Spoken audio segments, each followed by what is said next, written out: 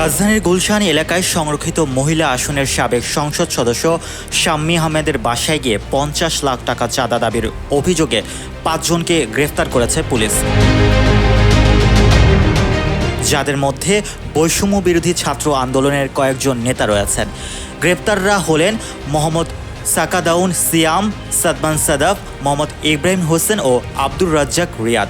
অপরজন শিশু হয়, তার নাম পরিচয় ও গ্রেপ্তারের ছবি দেয়নি পুলিশ। গ্রেপ্তারদের মধ্যে প্রেসিডেন্সি বিশ্ববিদ্যালয়ের শিক্ষার্থী রিয়াদ, বৈষম্য বিরোধী ছাত্র আন্দোলনের সম্মিলিত বেসরকারি বিশ্ববিদ্যালয়ের যুগ্ম আহ্বায়কদের একজন।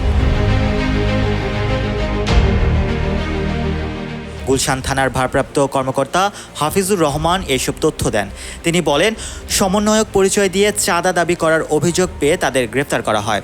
তারা এর আগেও ওই বাসায় গিয়ে ১০ লাখ টাকা চাঁদা নেয় বলে অভিযোগ পাওয়া গেছে। পুলিশের গুলশান বিভাগের অতিরিক্ত উপ-কমিশনার আল আমিন হোসেন বলেন, চাঁদাবাজির অভিযোগ পাওয়ার পর গুলশান ২ নম্বরের একটি বাসার সামনে থেকে আমরা তাদের গ্রেফতার করি।